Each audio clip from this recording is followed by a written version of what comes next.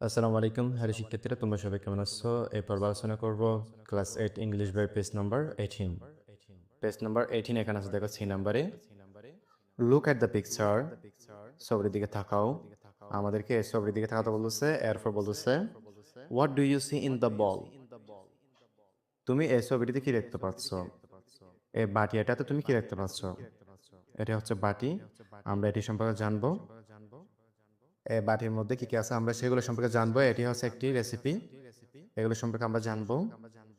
নাও এখন read the ingredient, অর্থাৎ উপাদানসমূহ পড়ো। এখানে যে উপাদানগুলো আছে এগুলো সব পড়ো কি জন্য?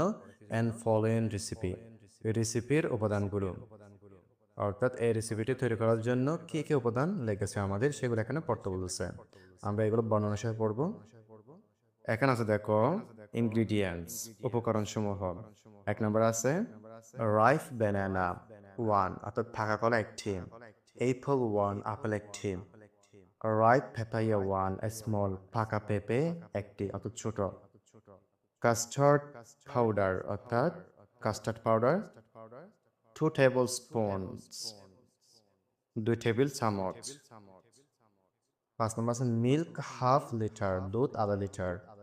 6 নম্বর আছে সুগার 4 টেবিল স্পুনস, 4 টেবিল চামচ, অর্থাৎ চিনি 4 চামচ। তাহলে শিক্ষার্থী বন্ধুরা, এই যে এই রেসিপিটা তৈরি করার জন্য আমাদের এগুলো উপাদান প্রয়োজন হবে। এই যে এখানে যে 6টি উপাদান আছে এগুলো আমাদের প্রয়োজন হবে। এরপর এখানে আছে দেখো হাউ টু প্রিপেয়ার, কিভাবে তৈরি করতে হয় আমরা সেটি সম্পর্কে জানবো। প্রথমে wash the fruits and peel them, ফলগুলো ধুয়ে নাও এবং সেগুলো খোসা ছাড়িয়ে নাও। দেন তারপর cut the fruits into small pieces and keep them in a bowl, তারপর ফলগুলোকে ছোট ছোট টুকরো করে কেটে একটি বাটিতে রাখো। নাও এখন boil the milk in a pot, একটি পাত্রে দুধ ফুটিয়ে নাও, অর্থাৎ ঝাল দাও। নেক্সট, এরপরে mix sugar with it and stir well, এর সাথে চিনি মেশাও এবং ভালোভাবে নাড়ো। এরপর চিনি মেশাতে বলতেছে এবং ভালোভাবে নাড়তে বলতেছে।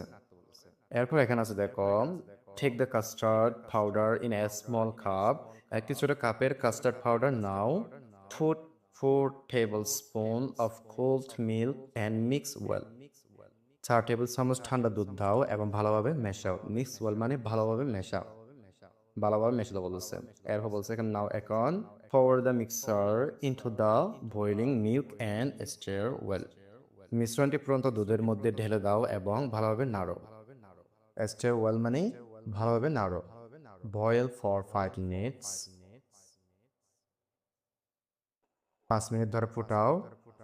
Stirring it all the time, সব সময় নাড়তে থাকার মাধ্যমে, অর্থাৎ এখানে বলতেছে সব সময় নাড়তে থাকার মাধ্যমে 5 মিনিট ধরে ফুটাও। এরপর বলছে আফটার দ্যাট, এরপরে take the pot off the stove, পাত্রটি চুলা থেকে নামিয়ে নাও। অ্যান্ড এরপর কি let the custard get cool, কাস্টার্ডটিকে ঠান্ডা হতে দাও। এরপরে ফাইনালি অবশেষে অর্থাৎ সবশেষে pour it into the fruit bowl, এটি ফলের বাটির মধ্যে ঢেলে দাও। এরপর কি করতে হবে? নাও এখন the delicious custard is ready to eat, এখন সুস্বাদু কাস্টার্ড খাওয়ার জন্য প্রস্তুত। তাহলে সেক্ষেত্রে তোমরা নোট করে নাও।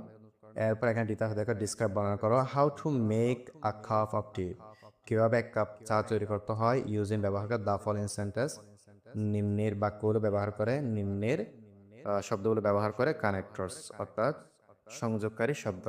নিম্নের সংযোগকারী শব্দগুলো ব্যবহার করে কিভাবে এক কাপ চা তৈরি করা যায় সেগুলো কি করে বর্ণনা করে। যেমন এখানে আছে প্রথমে, ফার্স্ট প্রথমে, দেন তারপর নেক্সট, এরপরে আফটার ডেট সেটার পরে, ফাইনালি সবশেষে। এগুলো ব্যবহার করে, এগুলো ব্যবহার করে কিভাবে এক কাপ চা তৈরি করা যায় সেটি সম্পর্কে কি কথা বলছে, আলোচনা করতে বলছে। তোমাদের সুবিধার্থে শিক্ষার্থী বন্ধুরা আমি লিখে দিচ্ছি, তোমরা এগুলো নোট করে নাও।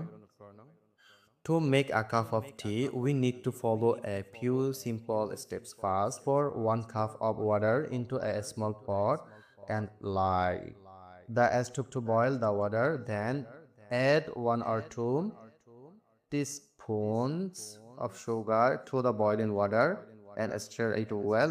Next, teaspoon of tea leaves into the pot and let it boil for 2 to 3 minutes until the color turns brown after that. Turn off the stove and add some milk if you prefer milk tea. Finally, strain the tea into a cup using a strainer, and now a fresh cup of tea is ready to drink. এবং শিক্ষার্থী বন্ধুরা, তোমরা এই অনুবাদটি দেখে নাও ভালো করে এবং তোমরা এগুলো খাতায় নোট করে নাও।